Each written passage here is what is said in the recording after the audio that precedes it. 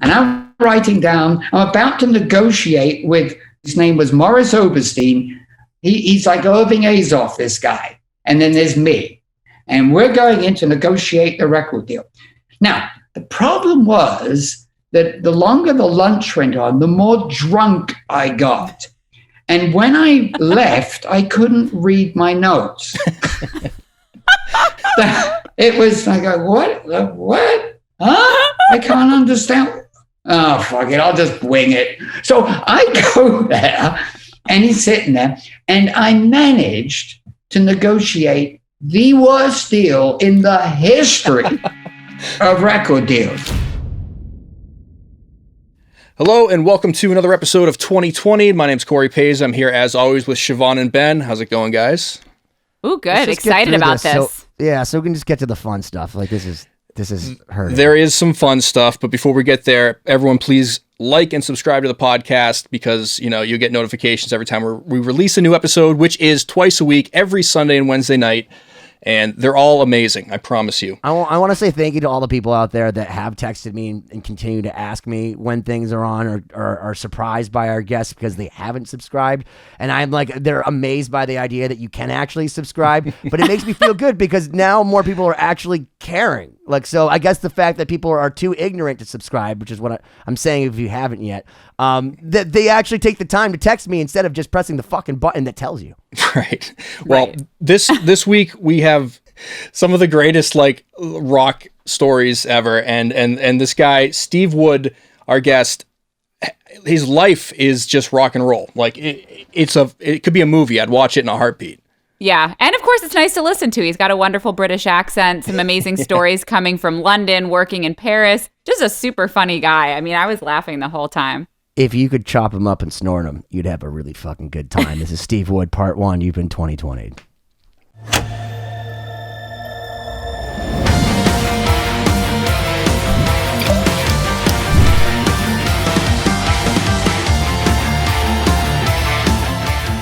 So, ladies and gentlemen, my name is Benny Goodman.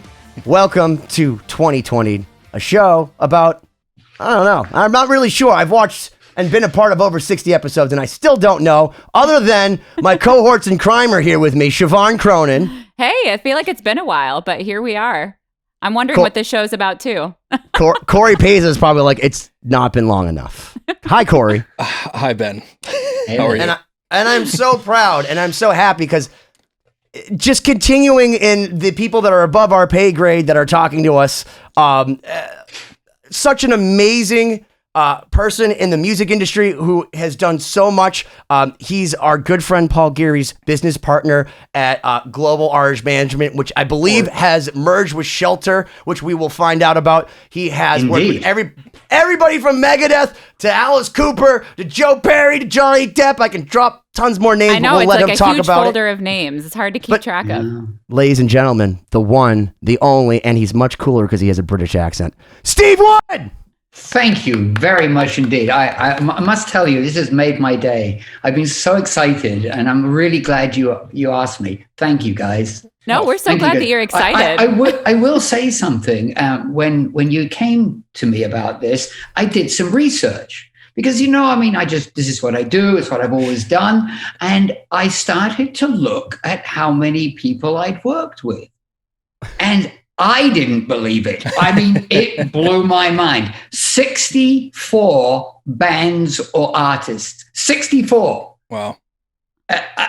It's crazy, but it's true. And it's a lot of personalities to handle. Our drummer Paul will be like, that's nothing. I have 300 more than you. No, literally, he's been in like 1,000 bands. So it's one thing to be in 1,000 bands. It's another thing to manage them. And I guarantee that every band that he's represented probably has done more than Paul's band. Sorry, Paul. Well, it's and I look back, I've been extremely fortunate that it just, I'll tell you this. When I was a little boy, I mean, as early as I can remember, I remember seeing a black and white television and there was Elvis Presley on it. And I saw the guitars and I said, whatever that is, that's what I want. And when I was at school, and I went to a school like Harry Potter, I swear to God. So did your wand choose you? I Was there a big like Third Reich bird sitting over your classroom? Well, it was very Harry Potter. My school originally was created for the sons of the clergy. I mean, now they couldn't afford to pay the fees. It was private. And so what they did was they jacked up the price, lowered the entrance. And so people that weren't that smart but could pay got in, like me.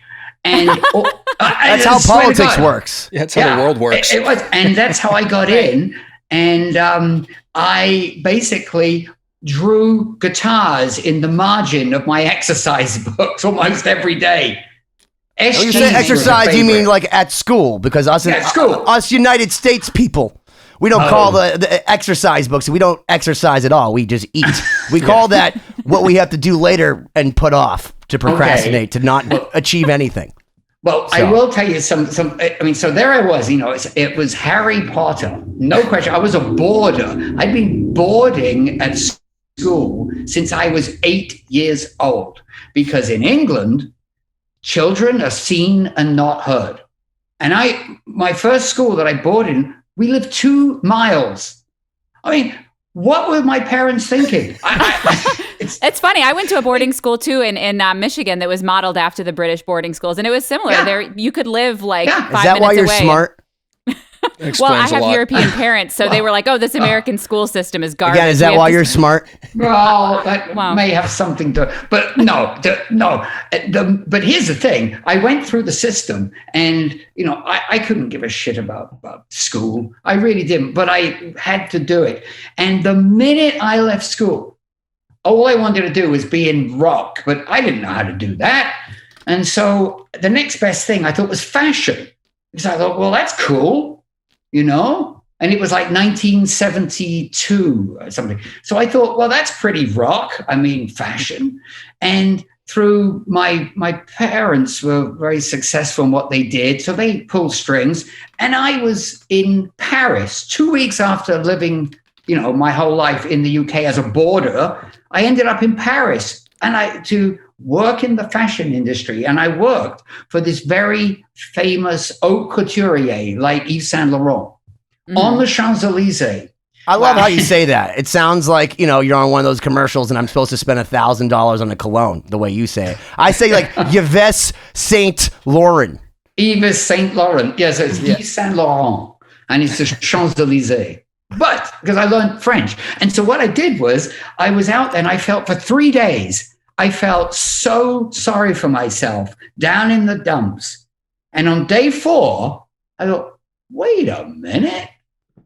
Girls, long hair, smoking, drinking. This is pretty cool.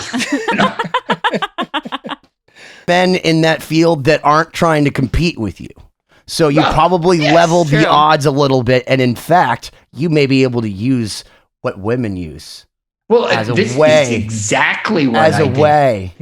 So I was working. So rich people in this place I worked, they don't try clothes on. They have models try them on, and then they buy them. That's how it worked in this place. I think that's how Siobhan's mom always worked. She'd be like, Siobhan, can you please try that on, that Gucci? Okay, I'll buy that. Parisian. 6 of those. You can't do it yourself. I knew I had to learn French. So I went to a school called the Alliance Française. Oh, yeah. And it was night school, right? And so I hated this. But then I realized it was full of Scandinavian girls. So, wow, this is pretty good, And so I started to get a whole different view on life. And I get to Paris, and one day I wake up dreaming in French. I took all those books and I threw them in the trash. And from that moment onward, I was thinking in French. How long did it take you to become fluent? Had you studied French at all before arriving there? No. I at school, this is a hen.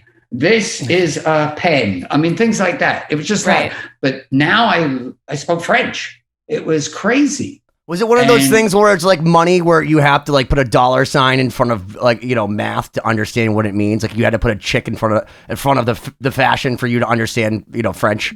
No, it came to me quite easily. It did. And anyway, so one day, here I am on the Champs-Élysées, because I had a lot of free time. And there was this record shop, and I loved record shops. And it was called Les Champs Disques, means the records from the fields. The Champs-Élysées means the fields of Élysée. And I walked into this record shop, and it had masses of LPs everywhere. To me, it was heaven. And I had a pair of blue leather stack-heeled boots with red stars. And if you see the film Woodstock, Joe Cocker's wearing the same boots. And when he's doing I Get By With a Little Help From My Friends. And they came from the famous Kensington Market in London, where Freddie Mercury worked, by the way. It's funny you say that, because the record that was behind me came from the Kensington Market, from one of the stores. Somebody ran out to his Rolls Royce and actually in 1987 had handed it. That's the provenance of this record. So it's funny. Yeah, and isn't there antiques district around there too? Absolutely. That's where it was. So I walk in, and this guy comes up to me like, where the fuck did you get those boots? And we started a lifelong friendship. And he was in a band, and they gigged every weekend around France. And so within 2 weeks or 3 weeks of being in France, I was hanging out with this band every weekend. And it was sex and drugs and rock and roll straight off the bat. Amazing. I mean, wow. Yeah. What luck you had. Well, it was. But so I, after a year, though, I wasn't really getting anywhere in the fashion business at all. You know? Did you have any interest in it, or was it just like a means to an end to not do really. something? Yeah. It was, and I came home, and my mother, I had hair down my back, and I had a cigarette hanging out. And it was a time when you wore denim, you put these silver studs in it. It was very popular then, you know. And she told the Sky Cap that was not her son. I remember she kind of disowned me because I had a guitar on my back, hair, cigarette, the whole thing. She was horrified, you know, because that sounds like it's the most rock and roll thing you said all day. Because unless you've scared your parents, like my mom was so supportive of me that like she'd come to the heavy metal shows and sit like this. I'm like, that's not metal. Like my mom's like, you're taking away the metal. Like you have to hate this, get angry at me. No, it was like very well received, and they were supportive of me. And I can't even make up stories, unfortunately. Well, so, you know, here I am. I'm back in England, and I don't know what to do. And I'm only like 20 now, I guess. And so I got a job in a menswear shop in London, right next to Harrods. And I got to tell you, living in London is pretty friggin' awesome. It really is. And it's a great city, yeah. Oh my God. So it was called Austin Reed's, and I'm working in this place, and every lunchtime I go in the little canteen with my cheese sandwich, you know, whatever, and I read the Melody Maker or Sounds or New Musical Express. That's all I wanted to do. And I hope you don't mind me telling you this story, is how I got into music. No, of business. course. This is what we want to hear. This is like really strange, but real. And so I lived my parents had a Muse house. A Muse is where years ago in Victorian times, it's where the rich people parked their horse and cart and had cobblestones, and it was a stables. But then London turned those into like luxury homes. And so my parents were lucky enough to own one. And so they said I could live there. And so I'm working at Austin Reed, and I come home one day, and there's a guy upstairs playing loud electric guitar. And to me, this is heaven. So I go up and knock on his door, and he goes, went up the stairway to heaven. Stairway to heaven. That's right. And knock on his door, and he says, I know it's too loud. Were you knocking on heaven's door? Oh, Ben, as well. To finish the story. Well, no, I went on the stairway knocking on heaven's door. That's right. And he said, I'm sorry. I said, no. Turn it up. He goes, what? Yeah. I never heard that before. Yeah, you're right. So I said, I play guitar too. And so next thing you know, we're playing with each other. We're jamming, right? And this was great. I was still doing I was on commission in the menswear shop. So when you're being on commission, you learn to become a professional liar. because I go, well, also a pink shirt right now is extremely popular with a lime green tie. It's the in thing. And he goes, well, it looks a bit big. Well, big's what's happening right now. Or if it's too tight, tight's what's happening. You know, I mean, because you're on commission, you just lie. That's what I did, right? And then go back to Melody Maker, you know? And so there's this guy, and he says, Steve, I'm leaving. I'm going to find fame and fortune, and I'm going to try and be a musician. I go, oh, all right. Never see him again. Great. All the best. And I go back to work. And I don't know how long this was, but one day I took the underground to Oxford Circus. And I come out, and there was 8 exits to Oxford Circus. I chose the one I chose. And I walk up, and in the distance, there's a guy walking towards me. And he's got long hair, spindly legs, an Afghan coat, sunglasses, and it's not sunny, and high-heel boots. And I'm looking at him, and he's looking at me. I go, wait a minute. You're the guy upstairs. He goes, oh, yeah, I'm in a band. I signed a record deal, and we're playing at the Marquee Club tonight. The Marquee? The Marquee? I go, oh, my God. He said, would you like to be on the guest list? The guest list? What? I've never been on a guest list in my life. I've hardly been to a rock concert. And so he put me on the guest list. I thought I'd won the jackpot. And I would go down to the Marquee, and I'm in the dressing room. It's a shithole but I was in heaven. And I started to hang out with these guys and go to every concert. And they had a manager, and he was smart because he had another job as well. And he said, hey, Steve, we could do with a guy like you. Well, that's all I needed. And I said, I got to go and talk to my parents. You know, so I get on the train, I go down there, and then my mother, don't forget, they paid for all this private tuition, this whole thing. And she says, well, you know, if it makes you happy, dear. And then my dad says, well, you're young enough to fail, so why don't you do it? And I thought, what a dick. I know, but that's really smart now. Yeah, that's great back. Advice. But that's how I took it then. And so I got the okay, and I started working for this band. And I think they were a real band with a record deal and everything. Within 3 months, they broke up. I'm going, oh my God. Everybody said this would happen. And so I'm sitting at home like, oh, the phone rings. It was a legendary figure in the music business called Tony Stratton Smith, who owned Charisma Records. Charisma Records had Genesis, Monty Python, Lindisfarne, a lot of bands. He called me. He said, Steve, what are you doing? And I'll never forget what I said. I said, well, Tony, it's either the noose or my head in the oven. And always look on the bright side of life. That's what they told me in Monty Python. That's right. Yeah. And so he said, look, forget about that. I want to see you in my office. I'm like, oh, fuck. He's going to say, you knew this was happening. You were there. Why the fuck didn't you tell me? We spent all this money. I'm like, oh my God, I was really scared, you know, and I went down to Soho where everything was going on, and I walk in there, and he's got like the desk with all the platinum up there, and he's got the cigar and the feet on the table. And he says, sit down. I go, oh God, here it comes. He goes, right. That band, forget about them. They were shit anyway. I go, huh? He said, but you, I've been watching you. We could do with some fresh blood like that. And he said, I tell you what, you can start tomorrow. You can work here, and I will pay you £50 a week. And you can be, and then he stopped.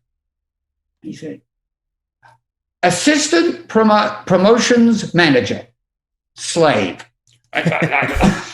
What? I walked out of there like on air, okay? On air. And I go, my God, I'm in the music business. I mean, this is serious stuff. the next thing I know, girls found me interesting. Unbelievable. just like that.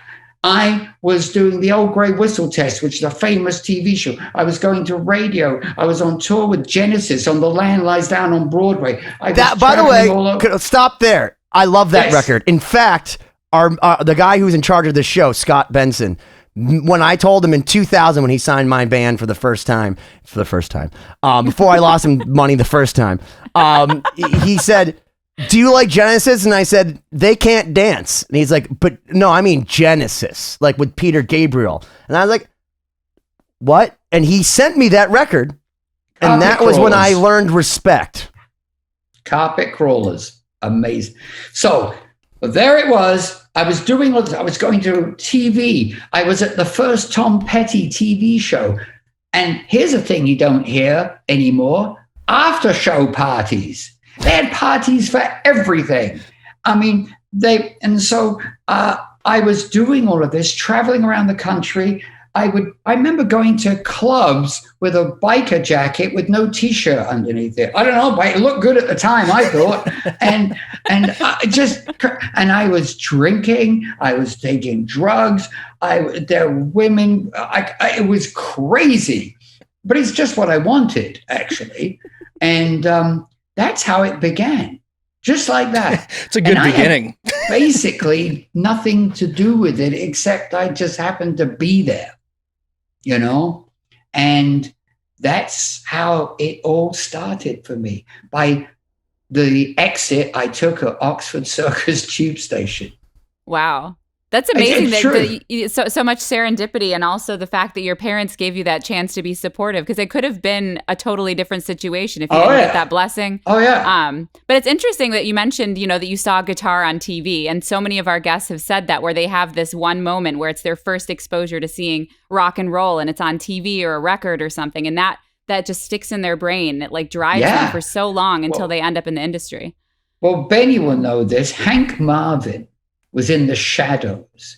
And it was the first red Fender Stratocaster I had ever seen on TV. Although you couldn't tell it. You couldn't tell. You couldn't tell. It was like, could it be black? Could it be red? No. That's why they called it TV yellow, because you couldn't put white on television. But Cliff Richard bought him that guitar because he was his guitarist and brought it back. It was the first Fender Stratocaster ever to be in England.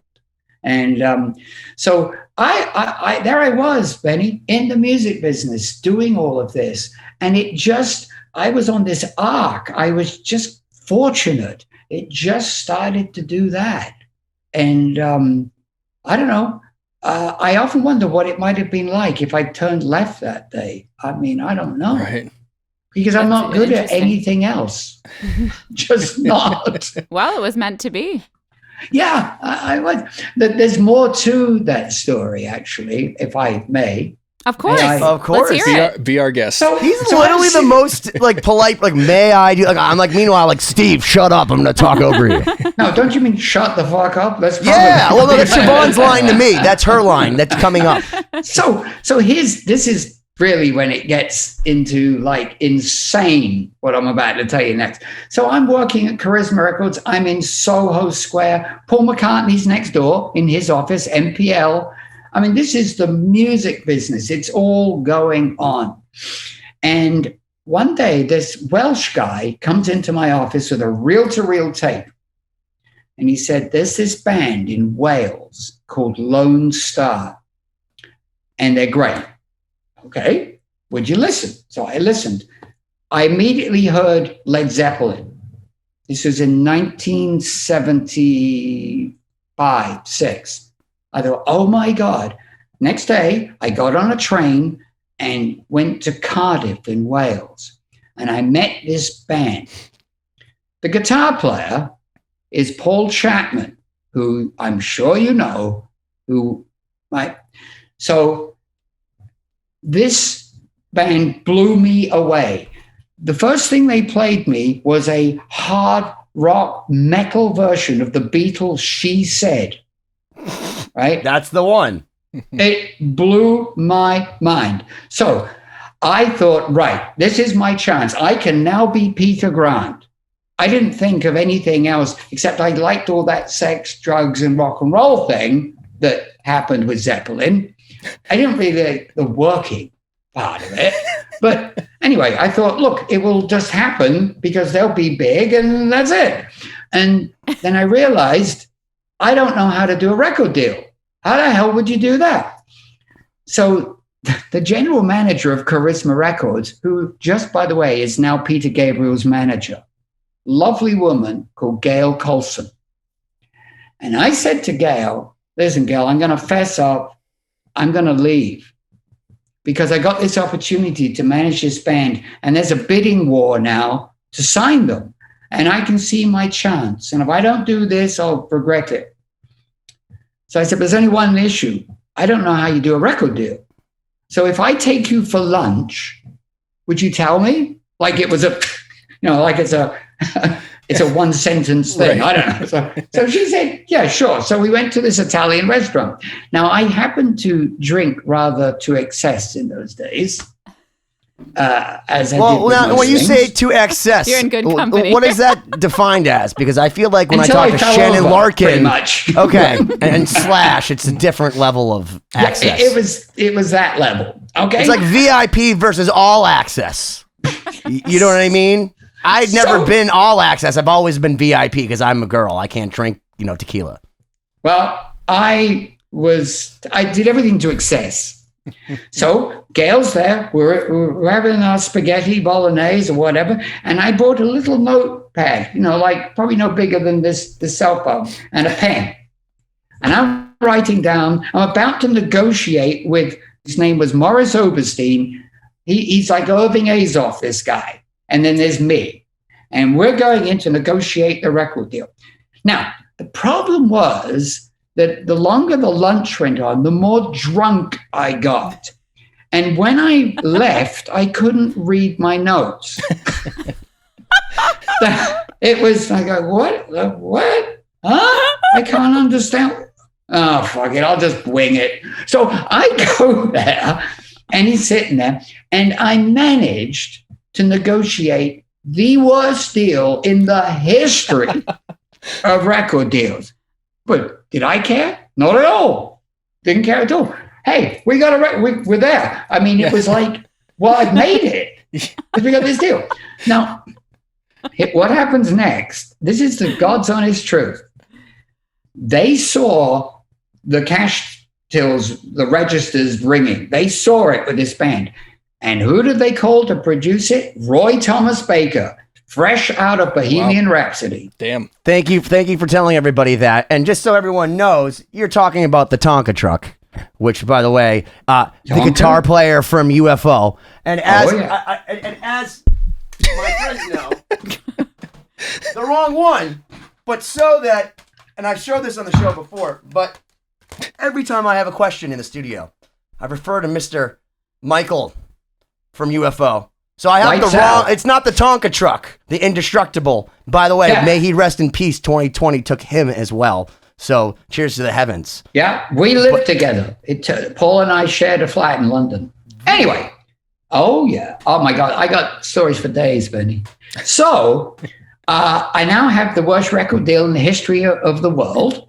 And they bring in Roy Thomas Baker. He's just finished Scaramouche, Give Me Fandango. I mean, he's like the guy right now from Queen. Because he's a tax exile, we are flown to Copenhagen to make the record because he can't live in the UK. And we're going straight on tour.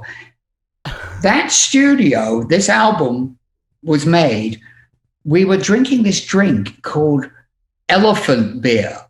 It would fell an elephant, this stuff. It was by Carlsberg. You can't get it here.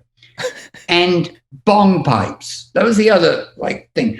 The room where we recorded was a haze of smoke all the time. It was amazing that the record got made. We made this record, and I was the tour manager as well. Even though I was the manager, I wasn't going to miss out on that fun. And And here, as luck would have There it, are more chicks on the road, Steve. You're very smart. You see, that's the thing that makes you as good as you are. You're anticipatory. You're strategic. You say, you know what? Yes. I've penetrated Wales, but if we get on a bus, there's different chicks in different. I think Ludacris put it on. Yeah, different hoes in different area codes. You know, that's how they say it. That's the millennials say it. Yeah. Well, so the record's coming out, and we're like a favorite on the John Peel radio show. And John Peel was this extremely, hugely influential DJ on radio, on BBC Radio 1. And we did many sessions for him. The record comes out, and as luck would have it, so did Anarchy in the UK the same week. Oh boy. Yeah. Long For hair. those that, hold on, but we have to preface this because a lot of the people listening, including Siobhán, may not know. Yeah, a lot that of this song. I don't know. So The Sex Pistols' first record. Yes. Punk had arrived. Basically, Anarchy in the UK was pretty much when the punk movement, is it Like when Nirvana. it officially started? Was that when they blew things up and it just began? Is that official? Okay. It's exactly like, it smells like Teen Spirit. It was that. So long hair, Gibson Les Pauls, low slung guitar, spandex, gone. It's safety pills, pins spitting, pogoing. Gigi Allen. Maybe going a little too far with that. Okay, I'm sorry. I'll back it up a little bit. Yeah.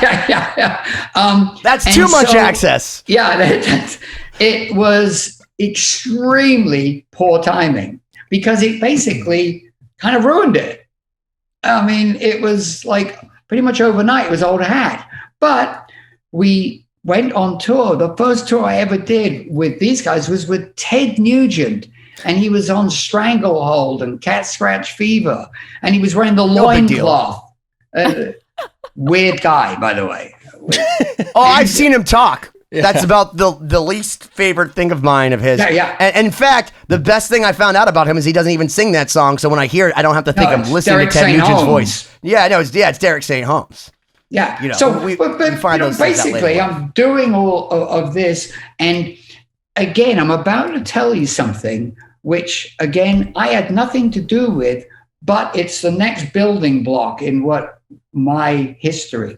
And so my apartment was basically party central. I mean, it was all going on in there. And it was on January the 1st, must have been about 78. And the night before was way over, we were all out of it. And there's a knock on the door on like January 2nd. And like I stagger to the door like, oh. And there's a guy there, an American guy with a chauffeur. And he goes, hey, kid, you look like the Fonz, this guy. And he said, my name is Abe Hawk, and I run Swan Song Records for Led Zeppelin. Heard of them? By the way, when we did our TV show, the first time we did a TV show, Robert Plant came down to see what all the fuss was about this band that was a new Led Zeppelin. So he said, listen, kid, I've heard about you. I like you, but you're way out of your depth. He said, I'll tell you what, I got an idea. I've just done a deal with John Reed, who manages Queen and Elton John. And we have these incredible offices in Mayfair. Don't forget, Queen and Elton John. Nobody. Because a lot of cocaine between those two. A lot. And that was around the jazz record. So if you went to that party, I'm amazed you're alive. Yeah, me too. And so he said, look, I don't want to deal with all the bullshit of the band. So listen, you and I can be like partners. I'll, run the show, but you just make it happen. And I go, okay. Sounds okay to me. And now I'm in Mayfair. There's Queen, there's Elton John, and there's Lone Star.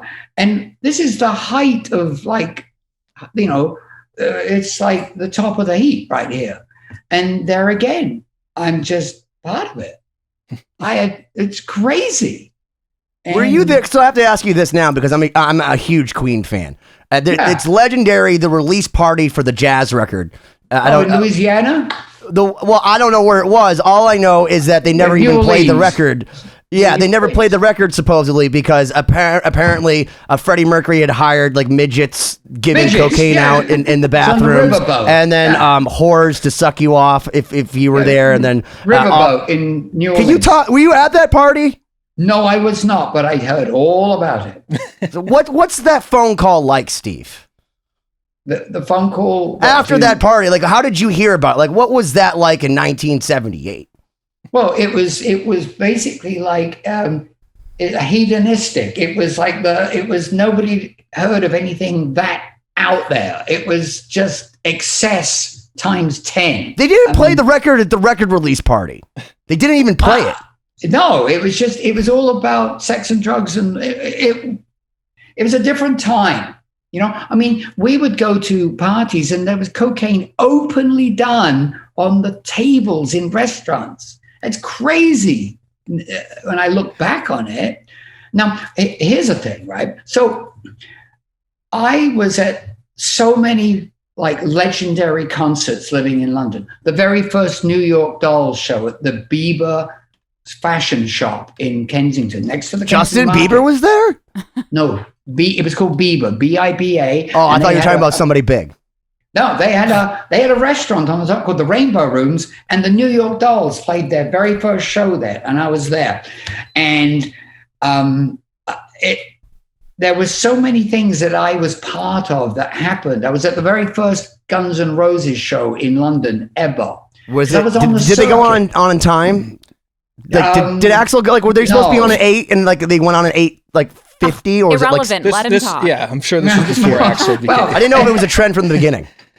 No, but there was so much going on in London in those days, and I was part of all of this. Now, Aerosmith, we'd heard about them, you know, Boston band, a lot of scarves and ripping off Mick Jagger, and but you know, I was in the circuit. I went to all the parties and shows, and so I'm going to the Hammersmith Odeon to see Aerosmith, see what this is all about. Of course, my band is on CBS or Columbia, as it was called, and so are they. So I get invited to the party afterwards, and the show was pretty good. You know, it was like back in the saddle time. You know, it was, and so a guy comes up to me, their tour manager, and goes, "Hey, listen, I'm looking for some blow. I mean, do you know anybody?"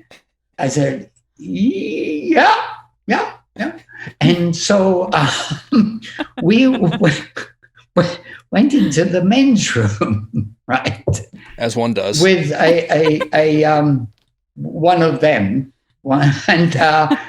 and we were doing this, and the person who will remain nameless couldn't walk properly afterwards. And so he was in the middle. The tour manager was on one side of him and I was on the other. The toilet door opens and the press are there going, "Oh, look, it's," and not one of my better days, but that actually happened.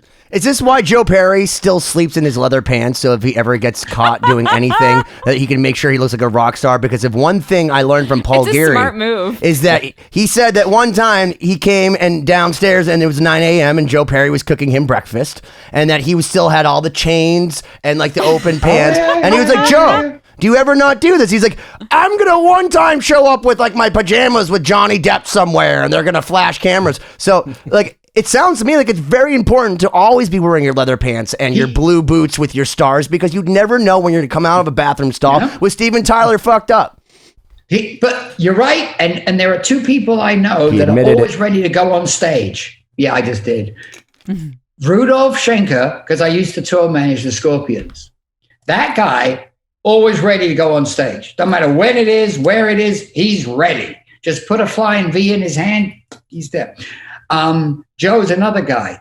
Michael Schenker might get mad at you for saying that, because he got mad at Rudolph for taking that flying V and using it with the Scorpions and getting more famous with it than him. Did he not? Well, yes. But do you like Scorpions? I mean, is it a joke? No, I love the Scorpions. You should. I love it for Sting. Like literally, okay. The Scorpions for me.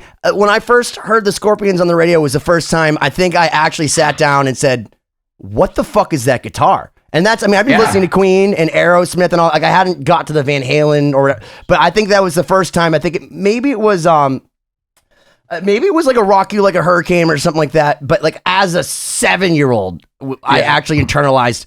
That was the first time I heard the harmonized guitars that like kind of was That's a thing. That's the craziest sound I've ever. It was the most insane thing in the world. People play. It's just such a mind blowing concept when you first hear, that, like you said, Rock You Like a Hurricane leads and stuff like that. It's funny, guys. When I look back on we used to get together and to play music. We'd go to people's homes and listen to albums, and I kind of miss all that. It was something. It's gone. That thing that we had. Listen, and to me, one of my great joys. People don't have the patience to listen to a record. I mean, honestly, it's usually just like, oh, that's the song. That's the song. I'm bored. Bye. Like my 15-year-old that lives upstairs. She comes down and she'll play "Careless Whisper" by George Michael, and I'm like, "You like George Michael?" And she's like, "Who?"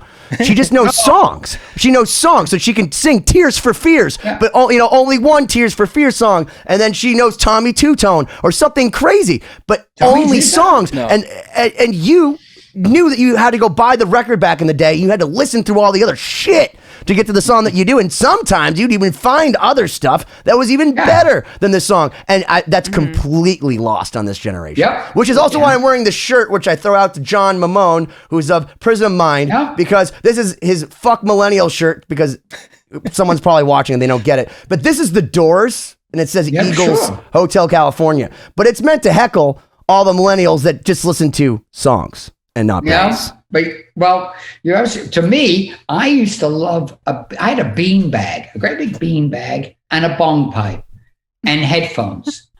To me, I'd sit there with "Dark Side of the Moon," just like. I mean, it was great. Music was different then. It just, we listened to it. We dissected it. We talked about it. It just. Fun times. Steve, listening to you talk for the past 40 minutes is, first of all, wildly entertaining, and it's crazy because you're describing. Siobhán actually texted me to tell us how entertaining it was. You're describing a world that I feel like we have missed out on, and so it's this. We're all in the music industry to some extent. Siobhán more so than others on this call, but the stories that you're telling and the experiences you've had are this mythological. Era that will never happen again, because now you go backstage at a show, we talk about this all the time, and people are just having an energy drink and checking their phones and maybe just texting. Well, imagine if you go to a bathroom now and say I want to do cocaine on a toilet seat. They're gonna be like, "Did you wipe it down with Lysol? Like, does it have COVID on it? Can I do this fish scale cocaine on this, or is this gonna give me something? Like, will I not be able to taste anything beyond the cocaine come down?" Right. Oh my God! I ended up tour managing a band called Cinderella, and we did this tour with Bon Jovi on "Slippery When Wet." Talk about big! It was like the circus coming to town, and when I think about that, will never be recreated because there was no MTV, there was nothing, right? And so all the fans had is to wait to see it live. It was the talk of the town, and that's gone. Because rock stars were not like normal people. They did not breathe the same air, and you didn't know about them. And the only way you could know about them was to go and see them once a year, maybe. You didn't get to see pictures of them and know everything. I think you're bringing up a very good point. Everything's accessible now, with social media. I mean, everyone you can find immediately. Well, that's the thing so a lot of people on the show have told us, like back in the day, they'd go see a band, and it was like their only exposure to that, and that they were like space aliens. Like, holy crap, that band's in town. And I remember, even going and I know you were with the band at the time, going to see a band like Megadeth when I was younger, and being like, oh my God, they're in the building, and that's what they look like, and that's their real hair and they have pics on stage and that's the set list. And now you can just read people's tweets and their Instagrams and see what DJ Khaled ate for breakfast, and then you find out so much information about people that like this has been demystified as far as like, is Ozzy Osbourne creepy? No, Ozzy's actually at the gym right now at Planet Fitness and he's promoting like vitamin water, so he's not hanging upside down with bats anymore. You can see the inside of their homes. It's up on Hello magazine. It's so different because those guys were untouchable, like Motley Crue. When we toured with those guys, they were godlike in a way to me. Van Halen. I mean, I'll never forget on that beanbag, this first Van Halen record came out, and then it was dum, dum, dum, dum, dum, dum. Oh my God. It was like, what is this? You must remember it. First time you heard that? Yeah, Running with the Devil. Yeah. Yeah. In fact, I actually remember the story of how Megadeth started, because it's very similar to your story, was that actually Dave Mustaine heard David Ellison playing din, din, din, or something like that. One of them had heard the other one. And then they went back and they're like, you're playing Van Halen. That's unmistakable. And that's how so many people meet. And that's one of those things that I feel like is lost now, because I remember when I was in high school, I would wear my Iron Maiden shirt. And you would see other people with Iron Maiden shirts and you'd give each other the look like you're part of the team. And now it's like 17-year-old girls that have gone to H&M, and that week somebody in Bangladesh decided to put the Iron Maiden logo on something. And because she's hot, like I'm like, whoa, dude, you like Maiden? And she's like, what do you mean? And it's like, it's the shirt you're wearing. Oh, my boobs? I'm like, I thought you liked Bruce. And then one day I have a dream where they say, no, I actually like Paul Di'Anno. I'm like, I love you. And that's why I'm engaged. Di'Anno. No, I'm just kidding. Well, the fact that they'd even know who the first singer of Iron Maiden is would be impressive. I can tell you what, guys. Living in London, I was so lucky to see every band you could ever think of. I saw the first time Dark Side of the Moon was performed. Was that the quadraphonic sound era? Yep. Absolutely. I have to ask you this because I was having an argument online today. The Grateful Dead Wall of Sound? Yes. Or the Pink Floyd quadraphonic sound? Which was better? Well, I never saw Grateful Dead because I didn't get it. I never understood it. But I did see Pink Floyd, and I thought it was incredible. And one of the things they did that night, they had a Second World War plane called a Spitfire that was rigged up on pulleys, and it would fly across the audience and arrive at the back of the stage and explode. I mean, crazy lights and wow, those are the days to see. I saw Led Zeppelin more times than I can remember. John Bonham, no drum riser at the Royal Albert Hall. I think my favorite thing was when I heard Glenn Hughes tell me about how John Bonham tried to kill him. Do you remember that? Did he ever tell you that? Yes, he did. I think he has it in a book. I think he might have written in his biography, but as Siobhán has alluded to on other episodes, I don't read. But I do remember Glenn Hughes telling me that while they were filming The Song Remains the Same, that I think he was fucking Angie or something, the song Angie, or staying with David Bowie or something. And I guess what happened was he shows up. John Bonham shows up after Deep Purple was playing at the stage door, has Glenn Hughes get into a limo, and then holds a gun against him and basically accuses him of fucking his girl. He's like, no, dude, I'm not fucking your girl. I'm fucking someone else's girl. But it's not your girl, I promise you. And then they got so fucked up that literally, I think it was Robert Plant and Jimmy Page had to come find him passed out at Glenn Hughes' place to make sound check the next night, which is also why I maintain that The Song Remains the Same is not the best live album from Led Zeppelin. No, not at all. You just reminded me of something. The first time I ever came to America, and this was like a dream for me, the idea of coming to America to tour was kind of like winning the lottery. It was like heaven, and this is a really funny story. And this shows how naive and innocent I was about world touring. And so I was part of the new wave of British alternative bands. And my first band that I tour managed was called 999. and they were. I was in Boston a lot. We played like every club in Boston that you can think of, you know. And the agent was Ian Copeland. Now his brother plays drums in the Police, and his other brother managed them, Miles Copeland. You probably heard of these and guys. Stuart right? Copeland. Stuart Copeland. That's right. So there was a number of tour managers, and we did all of these bands. They were all signed to FBI, Frontier Booking International. And it's because their dad was in the CIA, so they had these like names, FBI, CIA. That's what they did. So I would come over to America with all these bands. Like I brought the Psychedelic Furs, and I brought 999, I brought the Members. I was like one of the regulars to do this. And so you were like the drug smuggler of drug-induced I was like rockers. The Pablo Escobar of tour managers, yes.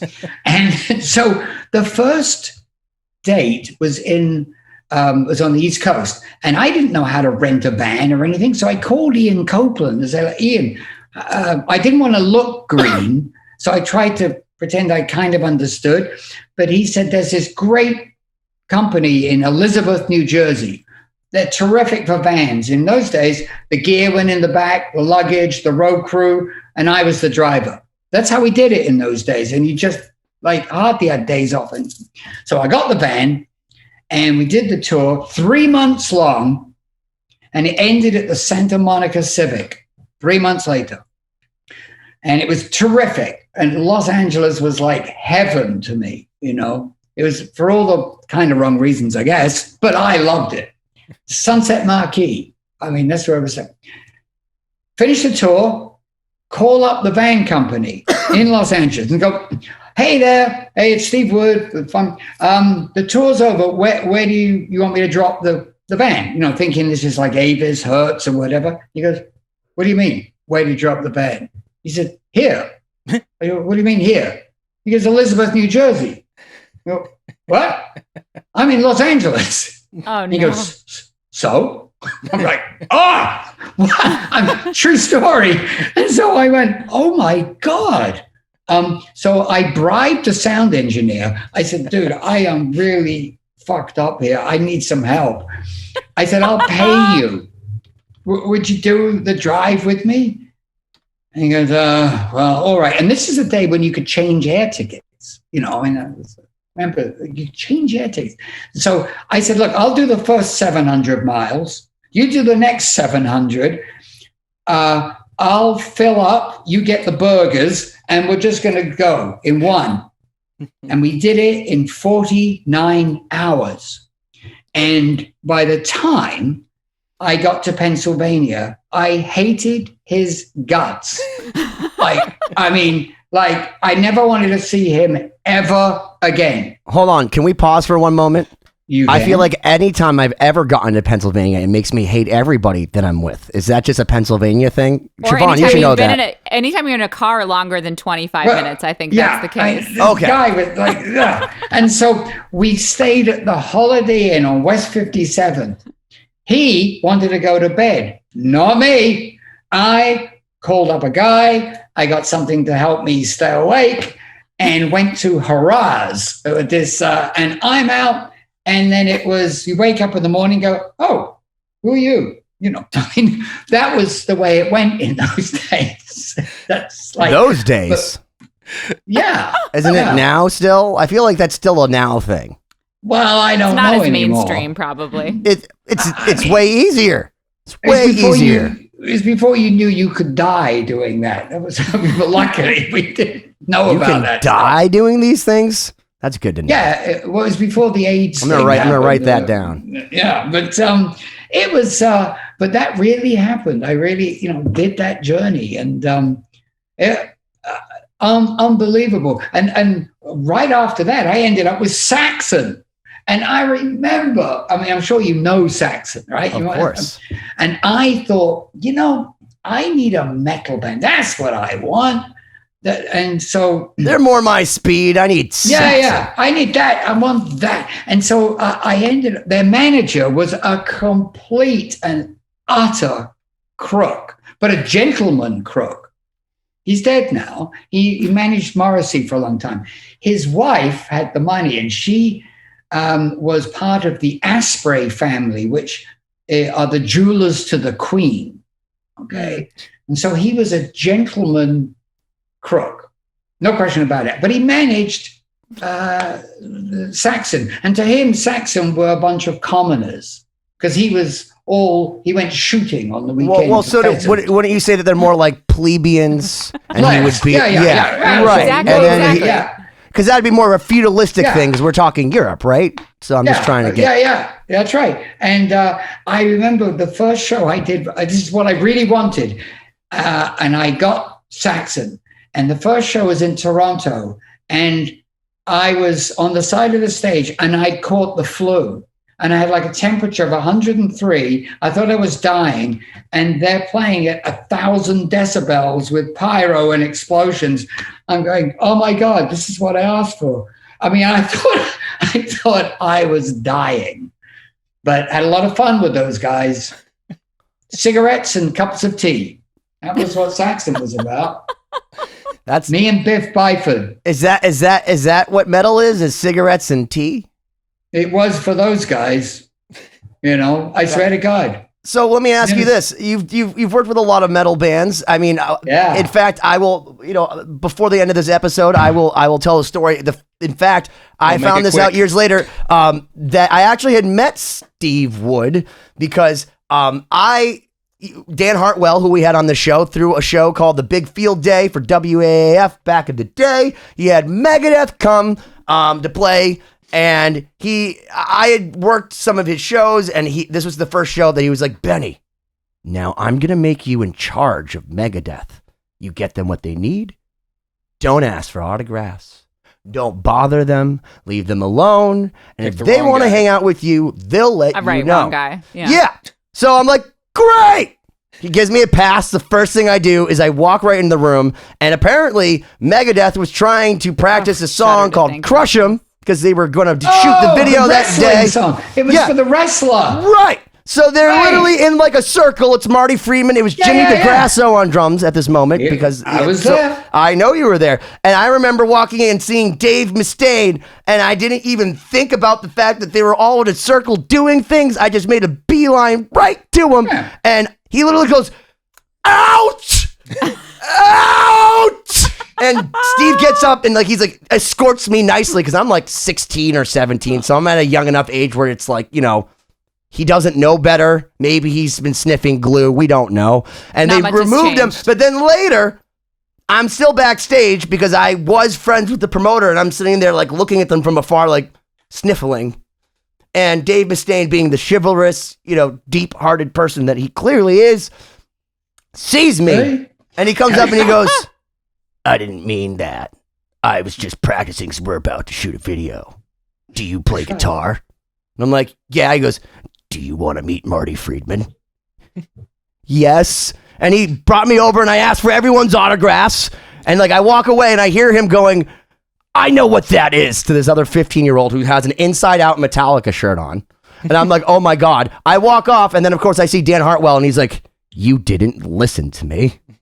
And that was my first experience with Steve Wood, was him literally escorting me out of the backstage area to which I was supposed to be running, but I'm too much of a moron to realize that Megadeth was playing a song. There's several people we've talked to who your first experience with them was them escorting you out or yelling at Jason you. Lethberg, our marketing guy, actually kicked me out of the backstage area of Steel Panther. There's a thing here. It's a thing. Well, I've always learned through tour management, there's an expression in England, you attract more flies with honey than with vinegar. God knows why that is, but I get it. And I would try to do that. And I've always prided myself on trying to be a good guy, because I have boiled down the essence of successful tour management. And I'll tell it to you right now. The essence is for me to get you to do my bidding with a smile on your face. That is what tour management is. Isn't that just a really simple plebeian way of saying neuro-linguistic programming? I'd have to look that up. Well, it's subliminal manipulation, but neuro-linguistic programming. Hold on, Yes. Steve. This is what you've been doing your entire life. Is when you change the frame and make your idea project it at someone else and make them think it's their idea, and you actually get things out of them by reversing their mental frame. Yes. Yeah, it's called neuro-linguistic programming. They use it for manipulation. Ben had to get his polysyllabic word in for the episode. Yeah. I used to use it all the time. Listen, on that note, guys, we're coming to the end of hour 1 with Steve. Wow, really? Yes, dude, I told you. Steve, you are literally you're the only person that I've just been sitting here so enamored. Like, we've had so many people on the show, and I have no attention span whatsoever, and I'm just sitting here the whole time. Ben is paying really close attention, which is unusual. What I like say. is your partners with Paul Geary, and he had a similar strategy of he's gonna tell us exactly what we want to hear and everything that our audience needs to hear, and we can just sit Paul's back and dignitary. Enjoy it. He's way too much of a gentleman never tells, but like, I know what kind of creature Paul is. Well, that's not transparent. I meant more in the way that we. I know what you meant. I just turned it into a Paul thing. Yeah, we didn't have to prompt you for anything. That was an incredible story. I would love in the next episode if we could dive a little more behind the curtain of what you're doing nowadays and more about coming to the how US. the world of a tour manager really works. I think that would be absolutely fascinating. I want to tell you, you just mentioned Paul. Paul and I have been working together since 2002. And although we met years ago when Cinderella Extreme and David Lee Roth were touring, I would see him every day. And to my surprise, I thought Extreme was 2 guys because I saw the video. Yeah. I didn't realize the guy reading the comic was in the band. I didn't. I thought, like, who are these 2 guys? But we've been together ever since. And the reason we have been together so long, and this is the God's honest truth, that we have an expression in England. You don't hire a guard dog and then do the barking yourself. And Paul is smart enough to allow me to do what I do, and I let him do what he does. And I can boil it down to this. The reason we work so well, he says where we're going, and I help get us there. And that works for us. It's a good partnership. It really does. Well, if you guys really are a yin to a yang, it's kind of like Cory and I, because Cory hates every moment of being with me, but he knows that my personality gets the full range of emotions from people. Well, he doesn't show it. He does, very but good at hiding it takes a long time of manipulation to understand the truth. Yeah, he's very subtle about it, and he knows that this is going to lead to something. So, like, he's optimistic about the future for the first time. Come on, he loves you. You know that. The point is that Paul is so demure. And I feel like you and I are more kindred spirits where we're like, okay, we can talk about this. And that said, everyone subscribe to 2020-d.com. Check out Steve Wood later this week telling us things so we can actually try to emulate your awesomeness, because I can't tell you how much I've enjoyed cathartically, vicariously, living through whatever that just was, because that was amazing. So stick around, guys, for next week or later this week, or I don't even know whatever. You've been 2020. Bye. And here I am managing Joe Perry, and I was at his home, and we were flying to New York together the next day on a helicopter from Massachusetts. And so he goes, hey, so let's, meet for breakfast about 9:00, and then we'll head for the thing. And I said, okay. So in the morning, I get up, I take a shower, I go into the kitchen, and there's Joe cooking eggs at 9:00, and he's totally Joe Perry. Like, he's got no shirt on, but like, he's got all his chains on and his shit and these, the pants that are, leather cut and open. And I'm going, do you ever wake up and look in the mirror and say, fuck, I'm Joe Perry?